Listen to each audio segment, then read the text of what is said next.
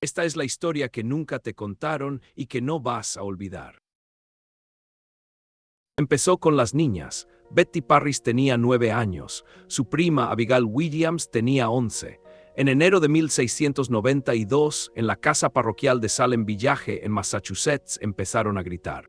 Contorsionaban sus cuerpos en posturas que ninguna niña debería poder sostener. Las espaldas arqueadas hasta que las cabezas casi tocaban los talones, los miembros rígidos y temblorosos, los ojos puestos en blanco mostrando solo la esclerótica. Se arrastraban debajo de los muebles y no había forma de hacerlas salir. Se quejaban de que fuerzas invisibles las mordían, las pellizcaban, las pinchaban con alfileres. Decían que veían figuras, formas oscuras que nadie más podía ver, flotando en los bordes de la habitación, observándolas, atormentándolas. El reverendo Samuel Parris llamó al médico. El doctor William Graggis las examinó a las dos. No halló fiebre, ni sarpullido, ni huesos rotos, ni enfermedad que reconociera. Le quedaba un único diagnóstico, el diagnóstico al que llegaba un médico del siglo XVII cuando la medicina fallaba. La mano del mal está sobre ellas. El doctor Graggis no era un necio. Era el único médico con formación en Salem Village, un hombre que había tratado fiebres, entablillado huesos, traído niños al mundo y visto morir a pacientes de enfermedades cuyo nombre conocía aunque no pudiera curarlas. Conocía la enfermedad. Conocía los temblores de la epilepsia y el delirio de la fiebre alta. Lo que vio en la casa parroquial de Parris no encajaba con ninguna dolencia de su repertorio médico. Las convulsiones de las niñas eran violentas pero intermitentes. Convulsionaban, se detenían de golpe, volvían a convulsionar. En su piel aparecían marcas, abones rojos y pinchazos espontáneos, como si manos invisibles las estuvieran agrediendo. Y nombraban a sus atormentadoras, podían ver rostros, describir ropa, identificar a mujeres concretas de la aldea que, según decían, enviaban sus formas espectrales para atacarlas. Griggs cerró su maletín.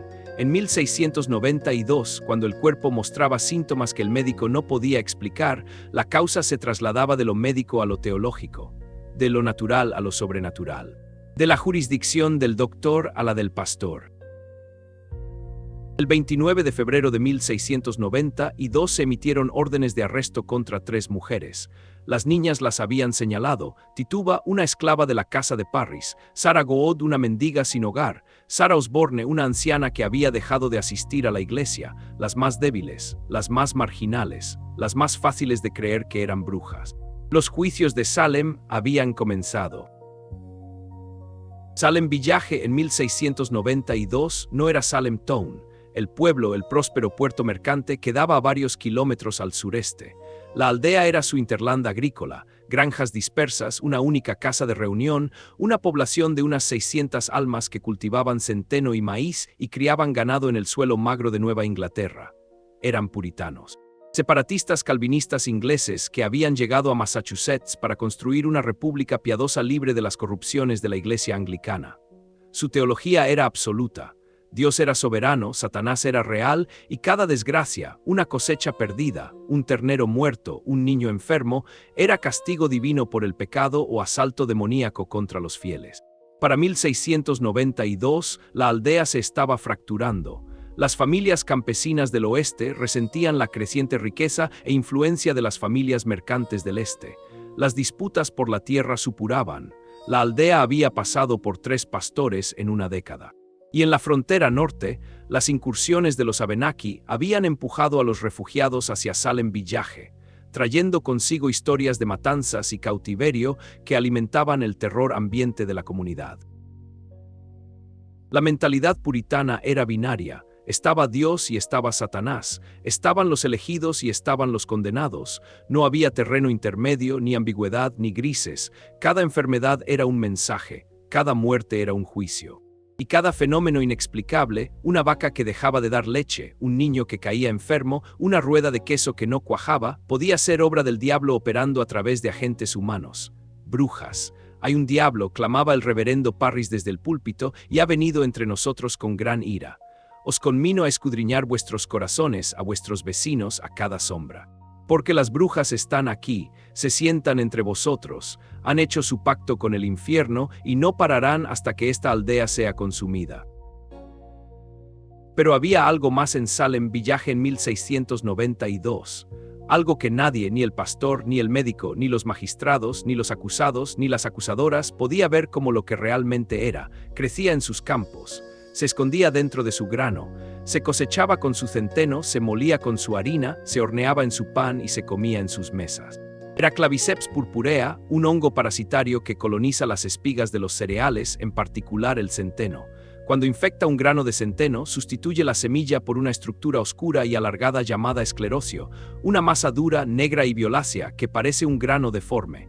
Dentro de ese esclerosio hay un arsenal químico, alcaloides del cornezuelo, compuestos que, al ingerirse, atacan el sistema nervioso humano con una precisión que la medicina del siglo XVII no podía distinguir de la posesión demoníaca.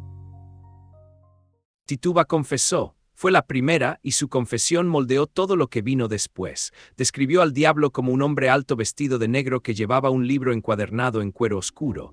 Le había pedido que lo firmara. Ella lo había firmado. Dijo que había otras brujas, muchas otras, cuyos nombres aún no se conocían.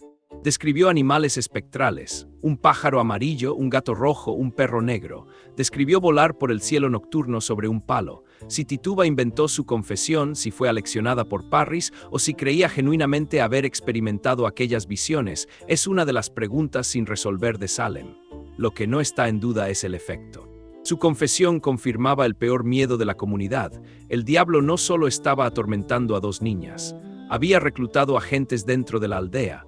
Existía una conspiración, y si Tituba, una bruja confesa, decía que había más, entonces la búsqueda debía continuar hasta que se hallara a la última de ellas.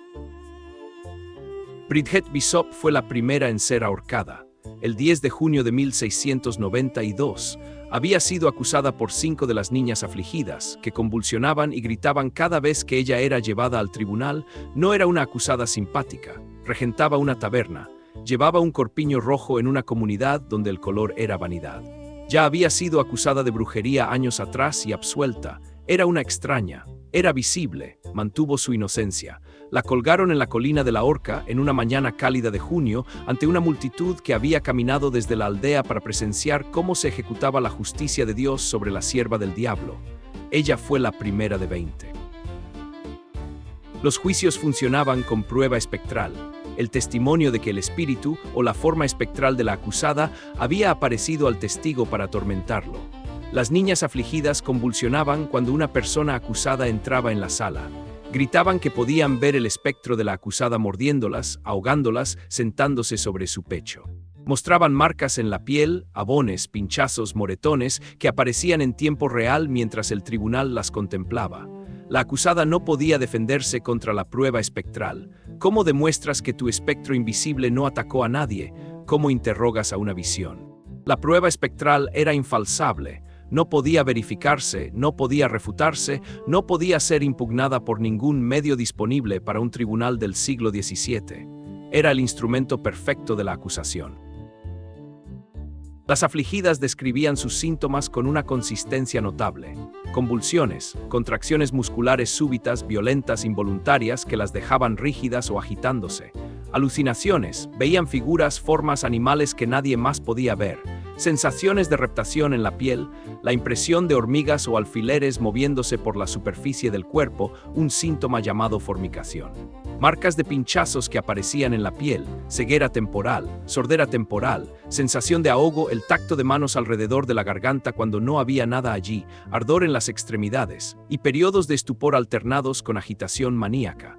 En 1692, estos síntomas eran prueba de brujería. En la neurología moderna, forman un perfil clínico preciso. Ergotismo convulsivo, envenenamiento por alcaloides del cornezuelo, produce cada uno de ellos. Claviceps purpurea, el hongo del cornezuelo, un ascomiceto parasitario que infecta cereales, sobre todo centeno. Cuando la espora fúngica se posa en una flor del centeno, reemplaza el grano en desarrollo con un esclerosio, una masa oscura y dura de tejido fúngico cargada de alcaloides. Estos alcaloides se dividen en dos categorías. Los alcaloides de las clavinas provocan vasoconstricción, estrechan los vasos sanguíneos, reducen el flujo a las extremidades, producen gangrena en casos graves.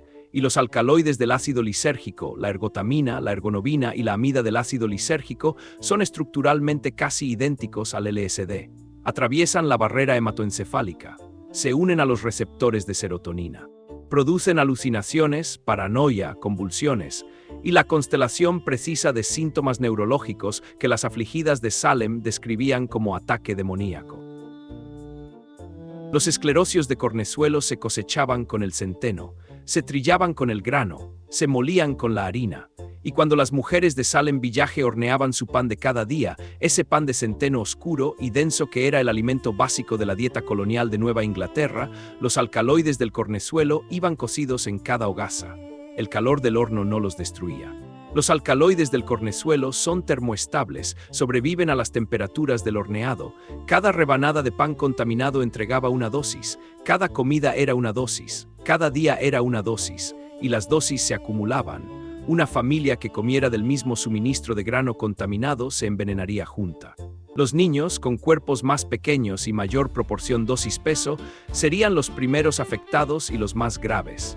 Los síntomas parecerían golpear un hogar entero, confirmando la creencia puritana de que el diablo atacaba a familias, no a individuos. En 1976, una estudiante de posgrado de la Universidad de California en Santa Bárbara, llamada Linda Caporael, hizo algo que nadie, en 3 siglos, había pensado en hacer. Cartografió los hogares afligidos. Superpuso el mapa de Salem Village con la localización de las acusadoras, las niñas afligidas y sus familias, y encontró un patrón. Los hogares afligidos se agrupaban en el lado occidental de la aldea, la zona pantanosa y baja donde el centeno era el cultivo principal. Las familias que no estaban afligidas, que no mostraban síntomas, que no formulaban acusaciones, vivían en el lado este, en terreno más alto, donde la dieta dependía más del trigo y del maíz. Los campos pantanosos del oeste, alimentados por una estación de crecimiento cálida y excepcionalmente húmeda, eran el entorno perfecto para Claviceps purpurea. Giles Corey tenía 81 años. Era granjero, un hombre obstinado y difícil que había vivido en Salem Village durante décadas. Cuando fue acusado de brujería, se negó a declararse culpable o inocente. Según el derecho común inglés, un acusado que se negaba a declarar no podía ser juzgado, pero sí podía ser sometido a peine forte et dure, prensado. Pesos colocados sobre el cuerpo hasta que el acusado entrara a juicio o muriera. Desnudaron a Giles Corey y lo tendieron en el suelo en un campo abierto junto a la cárcel de Salem. Colocaron una tabla de madera sobre su pecho, y entonces, a lo largo de 2 días, fueron poniendo sobre la tabla piedras pesadas, una a una. Cada vez le pedían que se declarara, cada vez se negaba.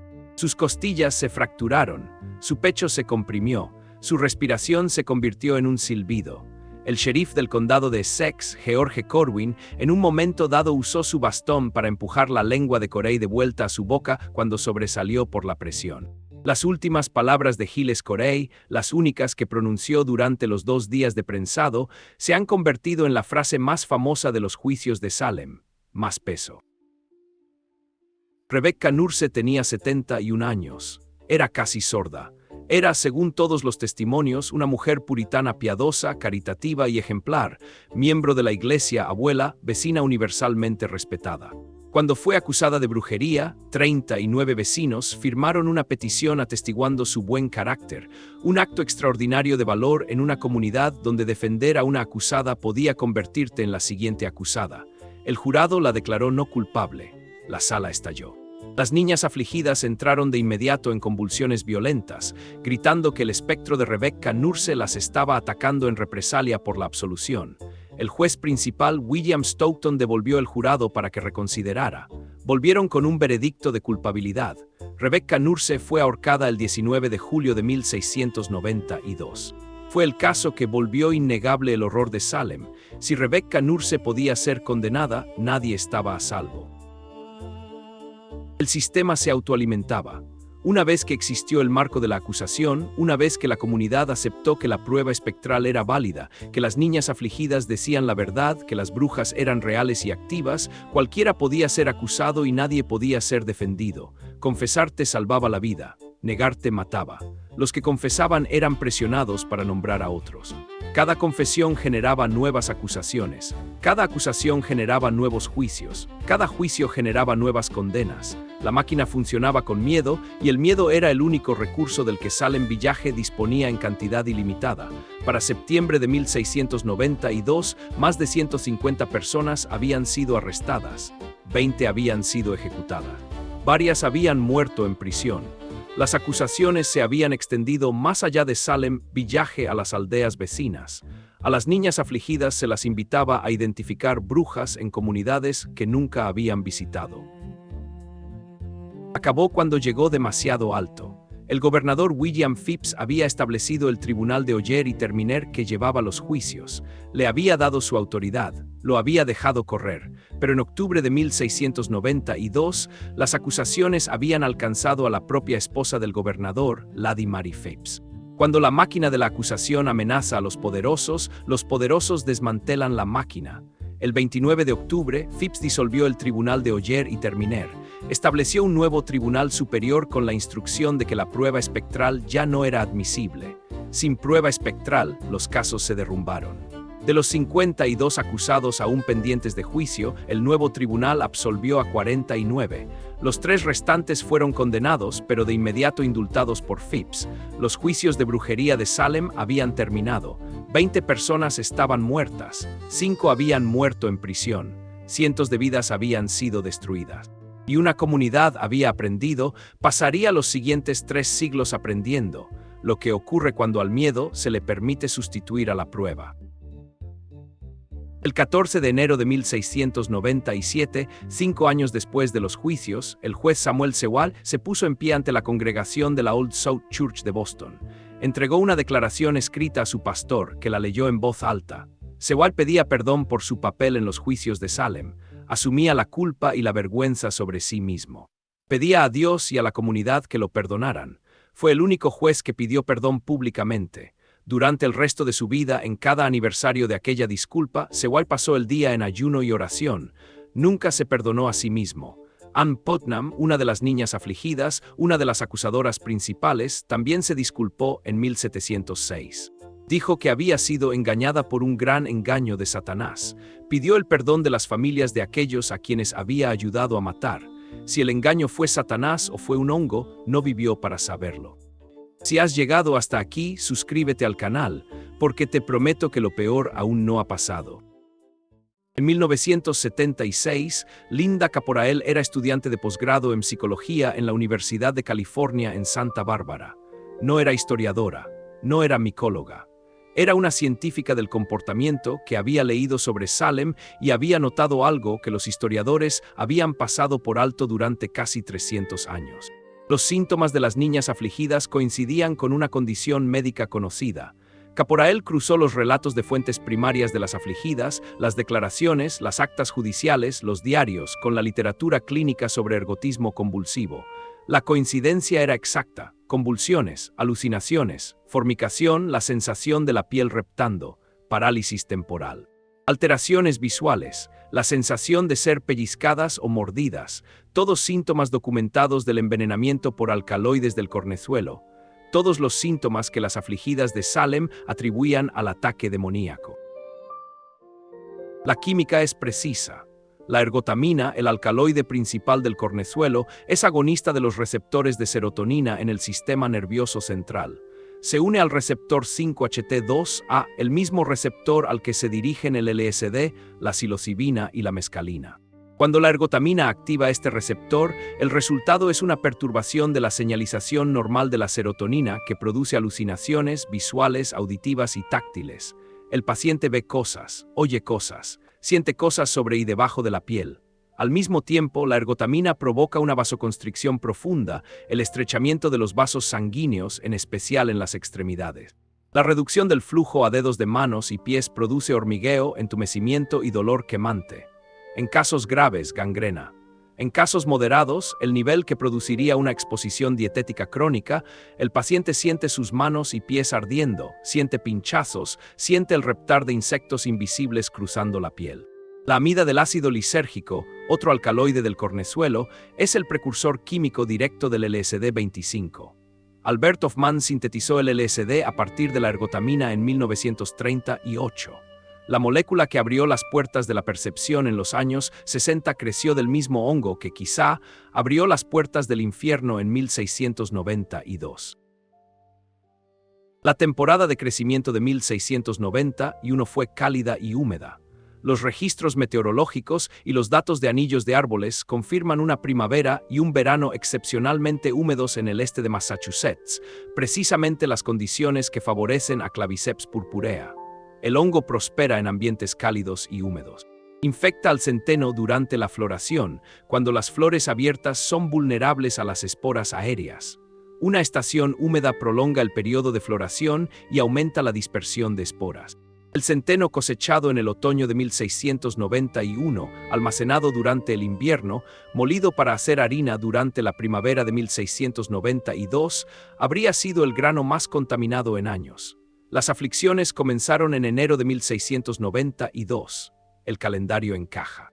La exposición crónica a bajo nivel a través del pan contaminado durante los meses de invierno produciría síntomas que empeoraban gradualmente, comenzando por los niños, cuyos cuerpos más pequeños concentraban la dosis. Y las aflicciones terminaron a finales de 1692, cuando el suministro de grano contaminado se agotó y fue reemplazado por la nueva cosecha.